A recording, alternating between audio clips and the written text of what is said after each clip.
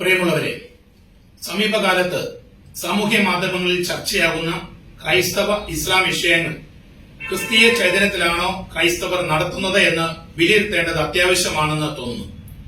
വിശ്വാസികൾക്കും സഭാ നേതൃത്വത്തിനും ഉണ്ടാകുന്ന തെറ്റുകൾ ചൂണ്ടിക്കാണിക്കേണ്ടത് അനിവാര്യമാണെങ്കിലും ശത്രുവിനെ സ്നേഹിക്കാൻ പറഞ്ഞവന്റെ മനോഭാവത്തോട് ചേരാത്ത രീതിയിൽ ശത്രുത മനോഭാവത്തോടെ വിഷയങ്ങൾ അവതരിപ്പിക്കുന്നത് സഭയ്ക്കും സമൂഹത്തിനും യാതൊരു നന്മയും ചെയ്യുകയില്ല എന്നുള്ളതാണ് എന്റെ വ്യക്തിപരമായ നിലപാട്. ക്രിസ്തുവിന്റെ കാലം മുതൽ തന്നെ ക്രൈസ്തവ വിശ്വാസികൾ ഒരു പീഡിത സമൂഹമായിരുന്നു. ക്രിസ്തു മുന്നോട്ട് വെച്ച സ്നേഹം എന്ന ആശയത്തെ, സുവിശേഷത്തെ സ്വീകരിക്കുവാൻ അന്നത്തെ ജനസമൂഹം വിസമ്മതിച്ചു. അതിനാൽ തന്നെ സുവിശേഷത്തിന് ധാരാളം ശത്രുക്കളുണ്ടായി. എന്നാൽ ആ ശത്രുവിനെയും സ്നേഹിക്കുവാനാണ് ക്രിസ്തു നമ്മെ പഠിപ്പിച്ചത്. തള്ളിപ്പറഞ്ഞവന് സഭയുടെ തലവനായതും കുത്തി മുറിവേൽപ്പിച്ചവന് കണ്ണുകൾക്ക് സൗഖ്യം നൽകിയതുമെല്ലാം നമ്മുടെ മുൻപിലുണ്ട്. കാലഘട്ടം മുന്നോട്ട് പോയപ്പോൾ ശത്രുക്കൾ കൂടി. ആദ്യ നൂറ്റാണ്ടുകളിൽ ഈ ശത്രുത വ്യക്തികേന്ദ്രീകൃതമായിരുന്നുവെങ്കിൽ പിന്നീട് പ്രത്യയശാസ്ത്രങ്ങളായി.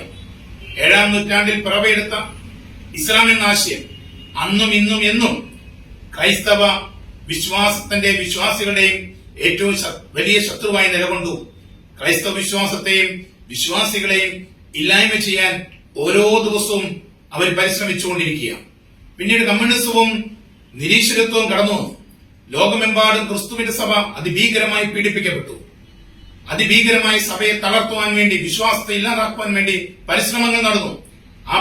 എന്നാൽ പരിശുദ്ധ സഭ, വിശ്വാസ സമൂഹം അതിനെ പ്രതിരോധിക്കുന്നതിനൊപ്പം തന്നെ ആ പ്രത്യയശാസ്ത്രത്തിൽ വിശ്വസിക്കുന്ന ജനസമൂഹത്തിന്റെ മാനസാന്തരത്തിന് വേണ്ടി പ്രാർത്ഥിക്കുകയും പ്രവർത്തിക്കുകയും ചെയ്തതിന്റെ ഫലമായി രാഷ്ട്രങ്ങൾ പോലും ക്രിസ്തു വിശ്വാസത്തിലേക്ക് കടന്നു വന്നത് ചരിത്രം നമ്മുടെ മുമ്പിലുണ്ട്.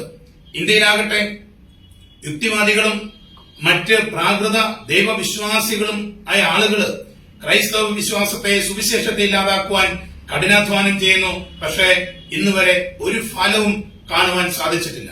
ഇത്തരക്കാരുടെ ആക്രമണങ്ങളിൽ പെട്ട ക്രൈസ്തവ വിശ്വാസ സമൂഹം ഒരു കാലഘട്ടത്തിലും ആയുധമെടുത്തില്ല. അവരൊരിക്കലും ശത്രുവിനെ വ്യക്തിപരമായി ഇല്ലായ്മ ചെയ്യാൻ വേണ്ടി ശ്രമിച്ചില്ല. മറിച്ച് തങ്ങളെ പീഡിപ്പിക്കുന്നവർക്ക് വേണ്ടി പ്രാർത്ഥിച്ചുകൊണ്ട് ശത്രുവിന്റെ ഭവനത്തിലേക്കും അവരുടെ താവളങ്ങളിലേക്കും സുവിശേഷവുമായി കടന്നു. ലോകത്തിന് ഇന്നും മനസ്സിലാക്കാൻ സാധിക്കാത്ത വലിയ മാനസാന്തരങ്ങൾ അത്തരം പ്രവർത്തനങ്ങളുടെ ഫലമായിട്ടുണ്ടായി. ഇത്രയും ഞാൻ പറഞ്ഞു വെച്ചതിന്റെ കാരണം എന്താണെന്ന് വെച്ചാൽ, ഇന്ന് ഇന്ത്യയിൽ പ്രത്യേകിച്ചും കേരളത്തില് വർദ്ധിച്ചു വരുന്ന ഇസ്ലാമിക തീവ്രവാദത്തിന്റെ പരിണിത ഫലം ഏറ്റവും കൂടുതൽ അനുഭവിക്കുന്നത് കേരളത്തിലെ ക്രൈസ്തവ സമൂഹമായതിനാലാണ്. ലവ് ജിഹാദും ഹലാലും വഖഫുമെല്ലാം ഉണ്ടാക്കുന്ന മുറിവുകൾ ഒട്ടും ചെറുതല്ല എന്ന് നമുക്കറിയാം. ആയുധം കൊണ്ടും പ്രണയം കൊണ്ടും നേടാനാവാത്തത് വഖഫിലൂടെ നേടിയെടുക്കുന്നതിന് വേണ്ടിയുള്ള പരിശ്രമത്തിലാണ് ഇപ്പോൾ ആ സമൂഹം. ഇവിടെ ഒന്നിച്ചു നിന്ന് അതിനെ എതിർത്ത് തോൽപ്പിച്ചേ പറ്റൂ. ഇവിടെ നമ്മൾ ശ്രദ്ധിക്കേണ്ട ഒരു കാര്യം, നാം എതിർക്കേണ്ടത് ഇസ്ലാം എന്ന ആശയത്തെയാണ്. ഇസ്ലാം ഉയർത്തുന്ന ജിഹാദിനെയാണ്. ഇസ്ലാം ഉയർത്തുന്ന മത തീവ്രവാദത്തെയാണ്. ഇസ്ലാം ഉയർത്തുന്ന വഖഫ് പോലെയുള്ള നിയമനിർമ്മാണങ്ങളെയാണ് നമ്മൾ എതിർക്കേണ്ടത്. പ്രിയമുള്ളവരെ, സുവിശേഷം മുറുകെ പിടിക്കുന്ന ഒരു ക്രിസ്ത്യാനിക്ക് തങ്ങളുടെ മുമ്പിലേക്ക് പൊട്ടിത്തെറിക്കുവാനായി ഒരുങ്ങി വരുന്ന ചാവേറിനെ പോലും, തീവ്രവാദിയായ ചാവേറിനെ പോലും വെറുക്കുവാൻ അവകാശമില്ല. ശത്രുവിന്റെ മാനസാന്തരത്തിന് വേണ്ടി പ്രാർത്ഥിക്കുകയും അവർക്ക് സുവിശേഷം നൽകുവാനുള്ള കഠിന പ്രയത്നവുമാണ് നമ്മൾ ഓരോരുത്തരും നടത്തേണ്ടത്. വെറുപ്പിന്റെ സുവിശേഷമല്ല ക്രിസ്തുവിന്റെ സുവിശേഷം. ക്രിസ്തുവിന്റെ സുവിശേഷം സ്നേഹത്തിന്റെ സുവിശേഷമാണ്. ശത്രു മുച്ചുകൂട് മുടിയുവാനും വേരറ്റു പോകുവാനും ഇല്ലായ്മ ചെയ്യപ്പെടുവാനും വേണ്ടി നടത്തുന്ന പ്രാർത്ഥനകളും പ്രവർത്തനങ്ങളും ഒരിക്കലും ക്രിസ്തുവിന്റേതല്ല. അത്തരം പ്രാർത്ഥനകളും പ്രവർത്തനങ്ങൾക്ക് നേരെ ക്രിസ്തുവിന്റെ മുഖം ഒരിക്കലും ചായത്വമില്ല.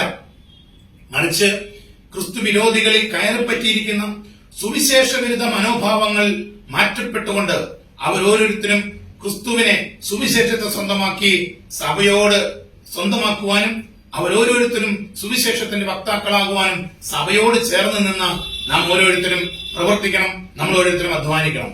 അതോടൊപ്പം തന്നെ മുസ്ലിമുകളുടെ ഗ്രന്ഥമായ ഖുർആനും ക്രൈസ്തവരുടെ വിശുദ്ധ ഗ്രന്ഥമായ ബൈബിളിന്റെയും ഒക്കെ അടിസ്ഥാനത്തിൽ നിന്നുകൊണ്ട് ക്രൈസ്തവ ഇസ്ലാമിക വിശ്വാസങ്ങളെ താരതമ്യം ചെയ്തുള്ള പഠനങ്ങളിലൂടെ ഇസ്ലാം വിശ്വാസികളിലേക്ക് കർത്താവിന്റെ സുവിശേഷം എത്തിക്കുവാൻ വിശ്വാസികളെ പ്രബുദ്ധരാക്കുന്നതിന് വേണ്ടുന്ന പഠനങ്ങളും പ്രബോധനങ്ങളുമെല്ലാം സഭാ നേതൃത്വം രൂപപ്പെടുത്തേണ്ടതുണ്ട്. അതിനു വേണ്ടുന്ന ശ്രമങ്ങൾ അടിയന്തരമായി ആരംഭിക്കണം.